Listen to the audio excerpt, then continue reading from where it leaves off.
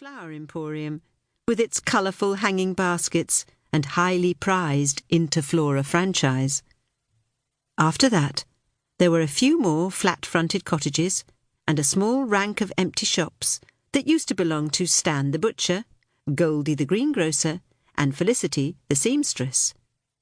Now, Felicity ran up curtains and designed the odd wedding dress at home, while Stan presided over the meat counter at the local Tesco, and Goldie laboured for a landscape gardener.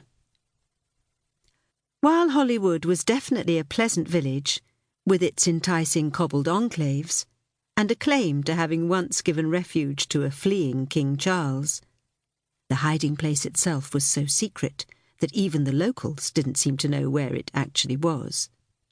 It wasn't appealing enough to tempt many tourists from the county's more exotic offerings, such as those at Glastonbury, Wells and Cheddar.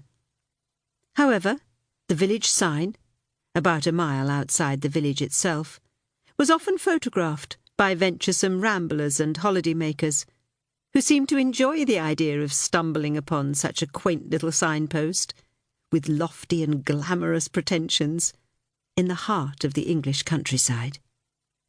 Though the Hollywood residents were, on the whole, a friendly bunch, they generally preferred tourists to take their snapshots and be on their way, because they didn't much welcome being stared at, or asked which films they'd starred in, or where George Clooney lived, followed by snorts of laughter, as if the joke had never been made before.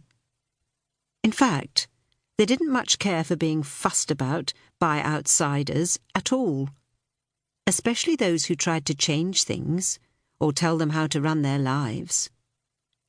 Some interference they couldn't avoid, such as bossy county councillors, with their befuddling recycling rules and even more bizarre pots of yellow paint to prevent parking in the high street, an imposition that was universally and rigorously ignored.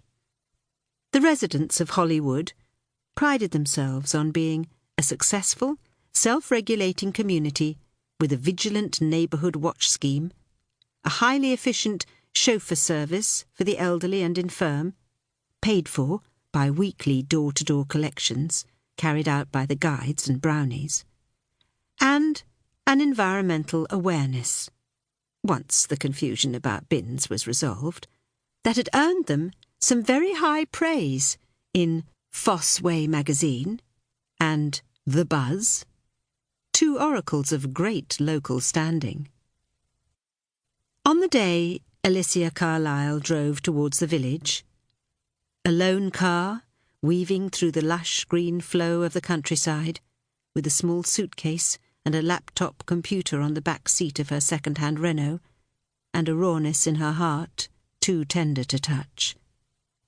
There were no indications of what was to come. The summery stillness was as smooth and unshakable as a painting, and she was only focused on trying to empty her mind of what she'd left behind.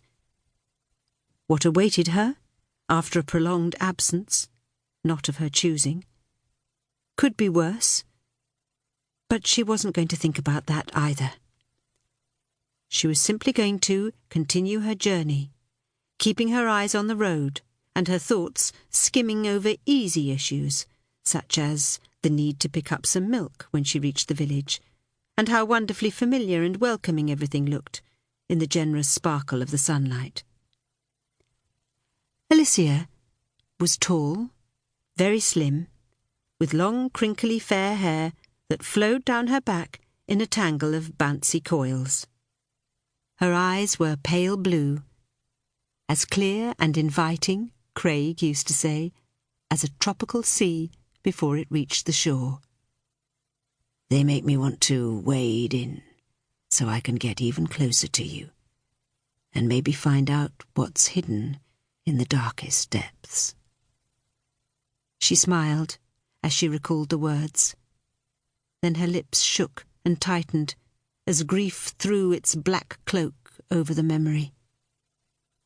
She hadn't any secrets back then, and as far as she knew, nor had he. Alicia's large ruby-red